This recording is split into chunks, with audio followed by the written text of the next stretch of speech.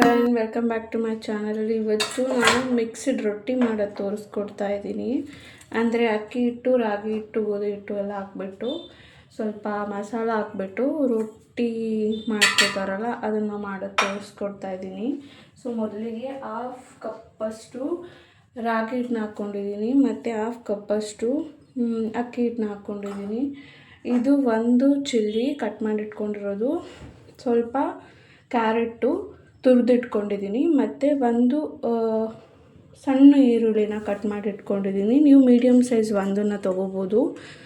So ಇದಿಷ್ಟನ್ನು ಹಾಕ್ಕೊಂಡು ಸ್ವಲ್ಪ ನೀರು ಹಾಕಿ, ಇದ್ರ ಜೊತೆಗೆ ಬೇಕಂದರೆ ನೀವು ಗೋಧಿ ಹಿಟ್ಟನ್ನ ಕೂಡ ಆ್ಯಡ್ ಮಾಡ್ಕೋಬೋದು. ಯಾಕೆಂದರೆ ನೀವು ಸೌಟಲ್ಲಿ ಹಾಕ್ತೀನಿ ಅಂತ ಅಂದರೆ ಕನ್ಸಿಸ್ಟೆನ್ಸಿ ನೀವು ಕೈಯಲ್ಲಿ ಬಳಿದಂತೆ ಹಾಗೆ ಮಾಡೋ ಥರ ಬರುತ್ತೆ. ಹಾಗಾಗಿ ನಾನು ಇದನ್ನು ಕೈಯಲ್ಲಿ ಬಳಿ ಥರ ಮಾಡ್ತಾಯಿದ್ದೀನಿ. ಸೌಟಲ್ಲಿ ಮಾಡ್ತೀನಿ ಅಂದರೆ ನೀವು ಚಪಾತಿ ಹಿಟ್ಟನ್ನ ಹಾಕ್ಕೊಂಡು ಅದನ್ನು ಸ್ವಲ್ಪ ಲಿಕ್ವಿಡಾಗಿ ಕಲಿಸ್ಕೊಳ್ಳಿ.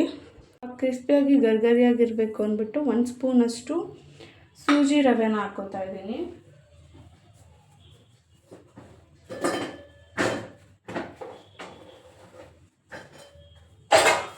ಎರಡು ಸ್ಪೂನಷ್ಟು ಗೋಧಿ ಹಿಟ್ಟನ್ನ ಹಾಕ್ಕೋತಾ ಇದ್ದೀನಿ.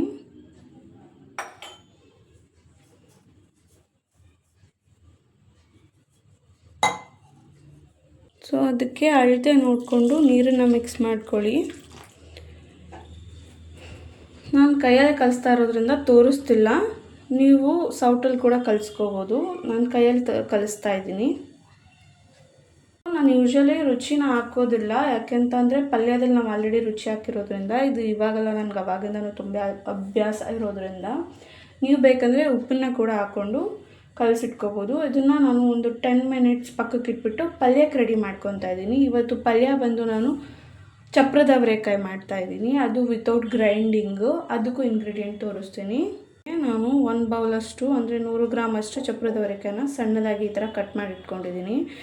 ಜೊತೆಗೆ ಈರುಳ್ಳಿ 1 ದಪ್ಪ ಸೈಜ್ದು, 1 ಟೊಮೊಟೊ ಮೀಡಿಯಮ್ ಸೈಜ್ದು, ಒಗ್ಗರಣೆಗೆ ಒಣಮೆಣ್ಸಿನ್ಕಾಯಿ ಮತ್ತು ಸ್ವಲ್ಪ ಕಾಯಿ ತುರಿ, ಇಷ್ಟರಲ್ಲೇ ಮಾಡ್ತಾಯಿದ್ದೀವಿ.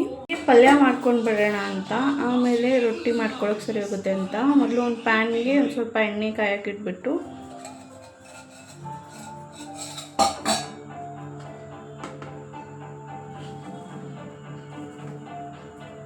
ಅದಕ್ಕೆ ಸ್ವಲ್ಪ ಸಾಸಿವೆ,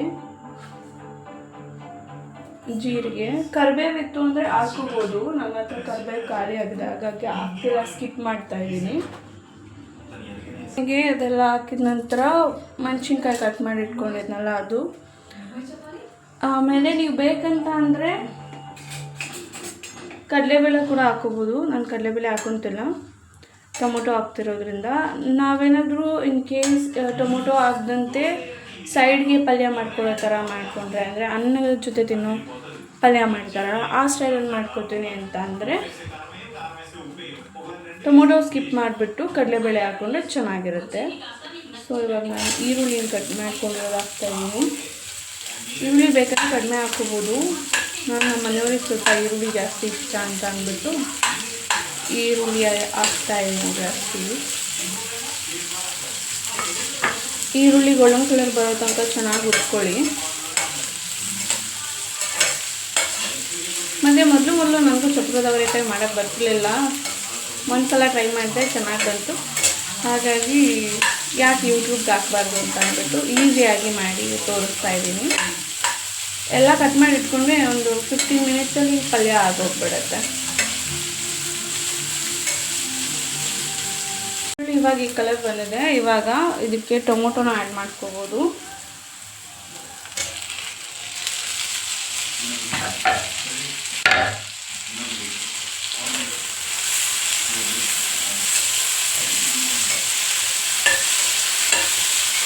ಟೊಮೊಟೊ ಕೂಡ ಸ್ಕಿನ್ನೆಲ್ಲ ಬರೋ ತನಕ ಹುರ್ಕೊಳ್ಳಿ. ಅದಾದ ನಂತರ ಅವರೆಕಾಯಿ, ಚಪ್ರದ ಅವರೆಕಾಯಿನ ಹಾಕ್ಕೋಬೋದು.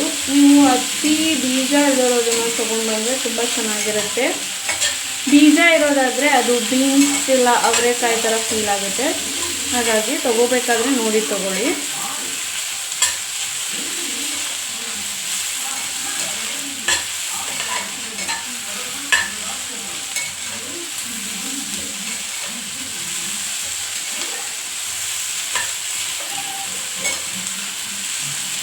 ನೋಡ್ಬೋದು ಎರಡು ಹೇಗೆ ಹೊಂದ್ಕೊಂಡಿದೆ ಅಂತ. ಇವಾಗ ಕಟ್ ಮಾಡಿ ಇಟ್ಕೊಂಡಿರುವಂಥ ಅವರೆಕಾಯಿ ವಾಶ್ ಮಾಡಿ ಕಟ್ ಮಾಡಿ ಇಟ್ಕೊಂಡಿದ್ದೀನಿ.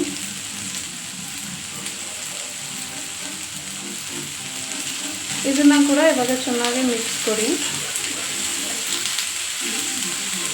ಇದನ್ನು ಬೇಯಿಸಿ ಕೂಡ ಮಾಡ್ಬೋದು, ನಾನು ಹಾಗೆ ಮಾಡ್ತಾಯಿದ್ದೀನಿ. ಬೇಯಿಸಿರೋದನ್ನ ಸುಟ್ಕೊಂಡು ಈ ಥರನೇ ಪ್ರೋಸೆಸ್ ಮಾಡಿಕೊಂಡ್ರೆ ಚೆನ್ನಾಗಿರುತ್ತೆ. ನಾನು ಇನ್ನೊಂದು ಕಡೆಗೆ ಬೇಯಿಸ್ಬಿಟ್ಟು ಮಾಡೋದು ತೋರಿಸ್ಕೊಡ್ತೀನಿ. ಸೊ ನಾನು ಮಾಡೋ ರೆಸಿಪಿ ಹೇಗಿದೆ ಅಂತ ಅಂದ್ಕೊಂಡು ನೀವು ಒಂದ್ಸಲ ಟ್ರೈ ಮಾಡಿ ಕಮೆಂಟಲ್ಲಿ ತಿಳಿಸಿ, ಅಥವಾ ನಿಮಗೆ ಬೇರೆ ಥರ ರೆಸಿಪಿ ಗೊತ್ತಿದ್ದರೆ ಅದನ್ನು ಕೂಡ ಕಮೆಂಟಲ್ಲಿ ಮಾಡಿ. ನಾನು ಅದನ್ನು ಕೂಡ ಟ್ರೈ ಮಾಡಿ ಮತ್ತು ಯೂಟ್ಯೂಬಿಗೆ ಹಾಕ್ತೀನಿ. ಸೊ ತುಂಬ ಜನರಿಗೆ ಹೆಲ್ಪ್ ಆಗುತ್ತೆ ಅಂತ ಅಂದ್ಕೊಂಡಿದ್ದೀನಿ. ಹಾಗೆ ನಾನು ಸ್ಟೀಲ್ ಪಾತ್ರೆಯಲ್ಲಿ ಮಾಡ್ತಾ ಇರೋದ್ರಿಂದ ಇದು ಬೇಗ ಕಪ್ಪಾಗೋ ಚಾನ್ಸಸ್ ಇದೆ. ಹಾಗಾಗಿ ಸ್ವಲ್ಪ ನೀರನ್ನ ಹಾಕ್ಕೊತಾ ಇದ್ದೀನಿ.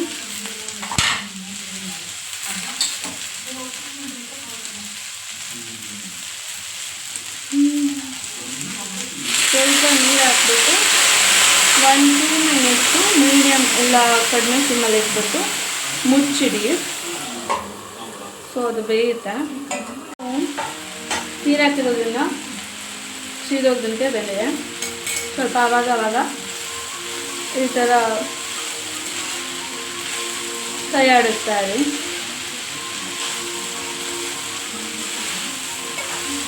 ನೀರು ಹಾಕಿ ಬೇಯಿಸ್ಕೊಂಡ್ಮೇಲೆ ಈ ಥರ ಚೆನ್ನಾಗಿ ಬಾಯ್ಲ್ ಆಗಿರಬೇಕು. ಈ ಕಲರೆಲ್ಲ ಗ್ರೀನ್ ಕಲರೆಲ್ಲ ಹೋಗಿ ಈ ಕಲರ್ ಬಂದಿರಬೇಕು. ಇದಕ್ಕೆ ಸ್ವಲ್ಪ ಕಾಯಿ ಹಿಡಿಬೇಕು ನೀವು ಆ್ಯಡ್ ಮಾಡಿದ್ರೆ.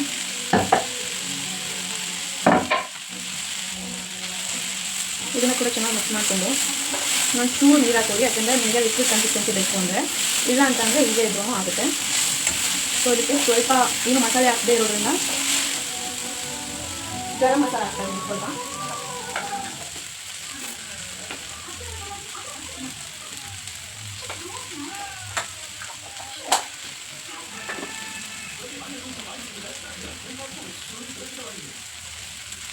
ನಾನು ನೀರು ಸ್ವಲ್ಪ ಬೇಕು ಹಾಗಾಗಿ ನೀರು ಮಾಡ್ಕೊತಾ ಇದ್ದೀನಿ.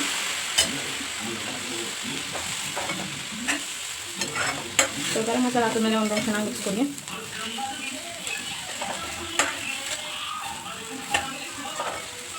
ಮತ್ತು ಸ್ವಲ್ಪ ಉಪ್ಪನ್ನು ಸೇರಿಸ್ಕೊಂಡು ರುಚಿಗೆ ತಕ್ಕಷ್ಟು ಉಪ್ಪು. ನೀವು ಬೇಕಂದರೆ ಚಿಲ್ಲಿ ಪೌಡ್ರ್ ಕೂಡ ಹಾಕೋಬೋದು. ನಾನು ಖಾರ ಜಾಸ್ತಿ ಅಷ್ಟು ತಿನ್ನೋದಿಲ್ಲ ನೈಟ್ ಟೈಮ್, ಹಾಗಾಗಿ ನಾನು ತೊಗೊಂಡು ಹಾಕ್ತಿಲ್ಲ ಚಿಲ್ಲಿ ಪೌಡ್ರು. ನೀವು ಬೇಕಂದರೆ ಹಾಕೋಬೋದು.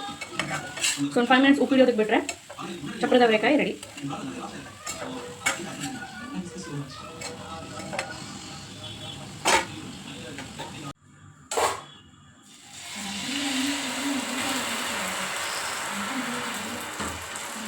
ಇವಾಗ ಹಿಟ್ಟು ನೆಂದಿರೋದ್ರಿಂದ ನೀವು ಸೌಟಲ್ಲೇ ಈ ಥರ ಮಾಡ್ಕೊಂಡು ಹಾಕೋಬೋದು. ಇಲ್ಲಾಂದರೆ ಕೈಯಲ್ಲಿ ಮಾಡ್ತೀನಿ ಅಂತ ಅಂದರೆ ಕೈಯಲ್ಲಿ ಕೂಡ ನೀವು ರೊಟ್ಟಿ ಹಿಟ್ಟನ್ನ ಇಟ್ಬಿಟ್ಟು ಸ್ವಲ್ಪ ನೀರು ಹಾಕ್ಕೊಂಡು ಜೊತೆಯಲ್ಲಿ ಎಳ್ಕೊಂಡು ಬಳ್ಕೊಬೋದು. ನಾನು ಸೌಟಲ್ಲಿ ಮಾಡ್ತಾಯಿದ್ದೀನಿ. ನಾನು ಕೈಯಲ್ಲಿ ಮಾಡೋಕ್ಕೆ ಹೋದರೆ ಕೈ ಸುಟ್ಕೊಬಿಡ್ತೀನಿ. ಇದು ತುಂಬ ದೊಡ್ಡದಿದೆ ದೋಸೆ ಕಲ್ಲು, ಹಾಗಾಗಿ.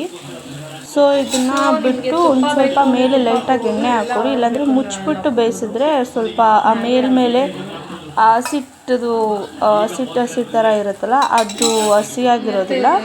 ಇಲ್ಲಾಂದರೆ ಹಿಟ್ಟಿಟ್ಟು ಥರ ಹೊಡಿತಿರುತ್ತೆ. ಸೊ ಬೆಂದ ಮೇಲೆ